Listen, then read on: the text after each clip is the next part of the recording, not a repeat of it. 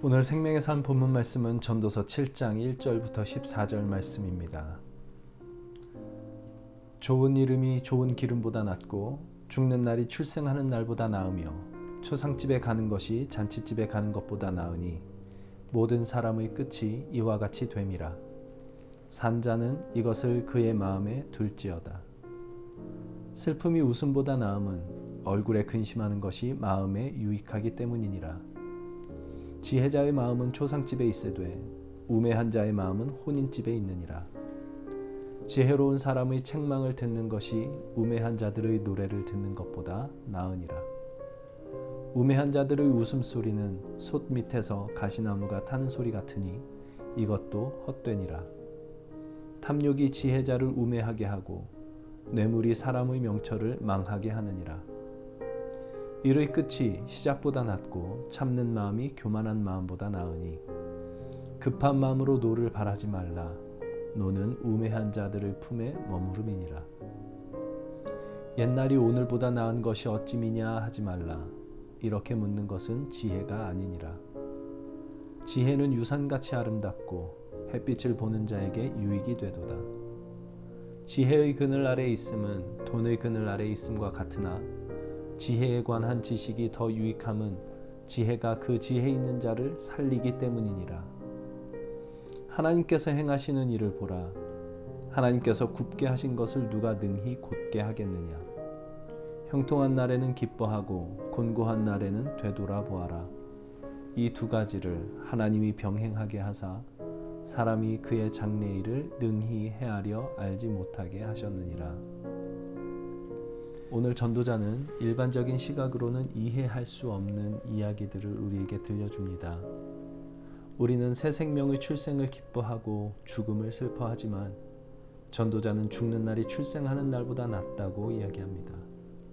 우리는 잔치집은 맘 놓고 즐거워하는 자리요, 초상집은 할 수만 있다면 피하고 싶은 그런 괴로운 자리라고 생각하지만 전도자는 초상집에 가는 것이 잔치집에 가는 것보다 낫다고 이야기합니다. 우리는 웃는 것이 슬퍼하는 것보다 낫다고 생각하지만 전도자는 슬픔이 웃음보다 낫다고도 이야기합니다. 그 이유는 얼굴에 근심하는 것이 마음에 유익하기 때문이라고 합니다. 이것도 이해하기 어려운 말입니다. 근심거리가 있을 때마다 우리는 마음이 정말 괴로워 죽을 지경인데 그것이 유익이라고 합니다. 초상집에 가는 것이 잔치집에 가는 것보다 나은 이유는 모든 사람의 끝이 이와 같이 되기 때문이라고도 이야기를 합니다. 인간은 인생의 끝을 늘 염두에 두어야 한다는 말처럼 들립니다. 초상집은 죽은 자에 대한 애통과 슬픔만 있는 것이 아니라 살아있는 모든 자에게 그 끝이 어떠함을 상기시켜주는 것이기 때문에 잔치집에 가는 것보다 초상집에 가는 것이 낫다, 그렇게 이야기를 하는 것처럼 보입니다. 그래서 전도자는 말합니다. 산 자는 이것을 그의 마음에 둘지어다. 이것이 우리의 근심입니다. 우리의 삶은 결국 죽음으로 마침이 될 것이라 라는 이것이 우리를 근심케 합니다.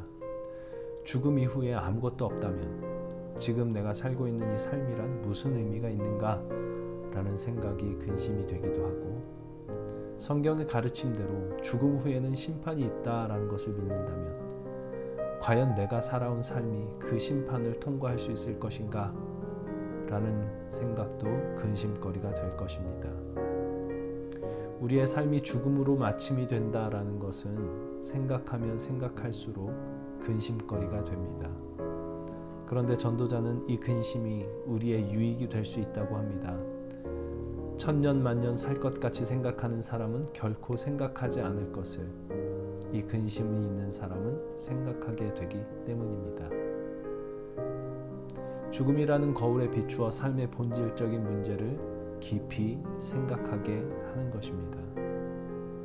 누군가 말했듯 잘 죽는 법을 배울 때 우리는 비로소 잘 사는 법을 배우게 됩니다. 이것이 지혜입니다. 모든 사람의 끝이 그와 같음을 아는 것. 그래서 우리의 삶에는 그리스도 예수가 언제나 필요하다라는 것을 아는 것. 우리에게 구원자 예수 그리스도를 보내신 그 하나님을 경외하는 것, 그것이 지혜입니다. 그래서 전도자가 이야기를 하는 것입니다. 하나님께서 행하시는 일을 보라 이지요. 하나님께서 굽게 하신 것을 누가 능히 곧게 하겠느냐.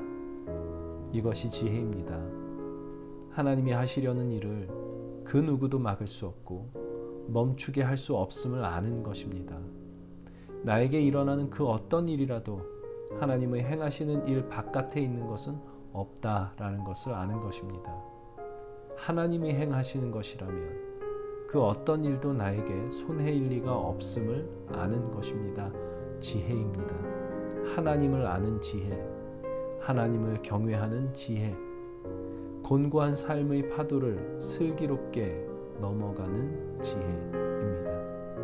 이 지혜가 우리에게 절실히 필요합니다. 모든 사람이 끝이 이와 같다라는 죽음에 대한 근심이 우리로 하여금 이 지혜로 인도함을 받게 한다면 그 근심이야말로 참으로 유익한 근심이라고 할 수 있겠습니다. 오늘 우리에게 어떤 근심이 있든지 그 근심을 외면하지도 않고 그 근심에 짓눌리지도 않고 오히려 그 근심이 우리로 하여금 더욱 우리 주 예수 그리스도와 주 예수 그리스도를 보내신 우리 하나님을 찾으며 더욱더 우리 하나님을 경외하게 하는 힘으로 작용하게 하면 좋겠습니다.